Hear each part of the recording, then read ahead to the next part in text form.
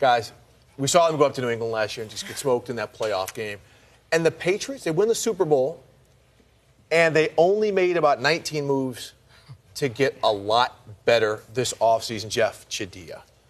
Has anybody done enough in the offseason to close the gap? And let's talk about AFC teams to close the gap on the Patriots. Yeah. I will go with Pittsburgh. I'm not going to pick them to unseat New England right now, but I will say having Martavis Bryant back, not an addition, but a nice addition, coming back from suspension. All right. And that when he's with that offense, they are different.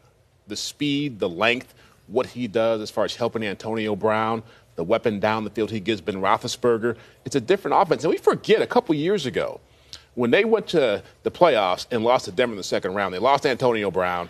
Martavis Bryant had a huge game against Cincinnati, and that team was primed to be a player last year. So when they lost him, that was a big loss. So getting him back, hearing what I'm hearing about his maturity and the way he's been performing in minicamps and OTA so far, I like their chances of being that team. You like the chance of being that team just in to comparison. Give them the best shot of trying to beat New England. That's what we're going to say. There we go. Anybody, is anybody going to say that someone can at least threaten?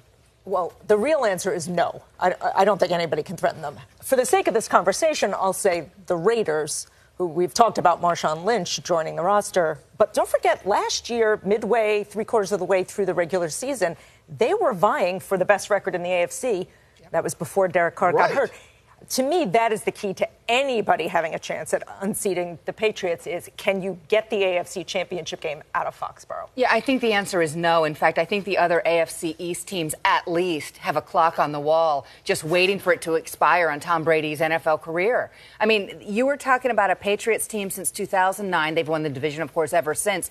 37-11. That's unbelievable. Against the Bills, Jets, and Dolphins. And the time that Rex... Remember Rex, he actually did have some success against the Patriots. He couldn't get anyone else to beat him, so he was a lone wolf in that. So it's one of those where it's almost the impossible. And we talked earlier in the program about the Jets rebuilding.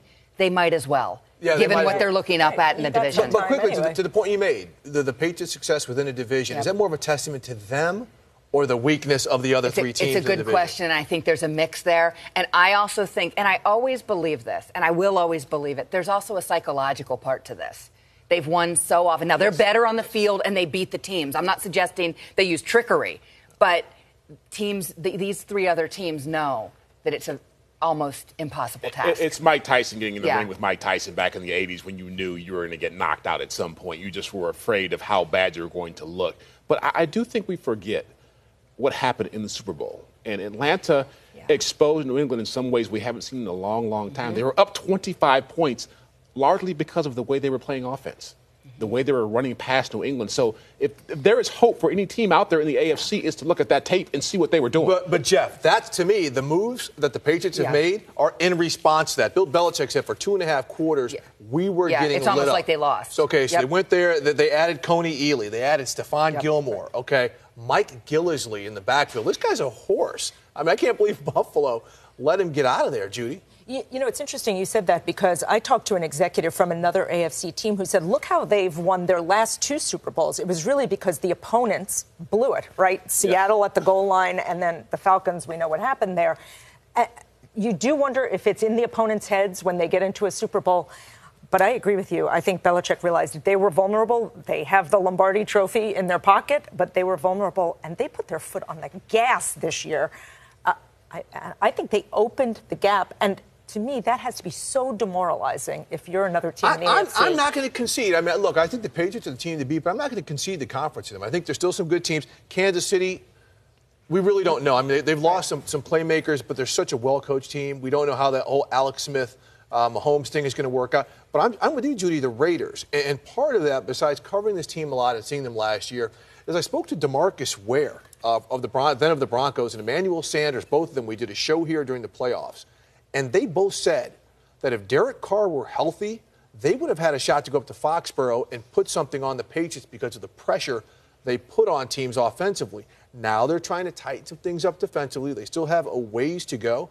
But if Oakland can somehow get them into that stadium that Marshawn Lynch just called a very colorful name, if they can get them out to the Oakland Coliseum I think that would be a very interesting ball game. That would be. That would be the most compelling we could get this year. But I go back to that Super Bowl and the great sound we got from NFL Films.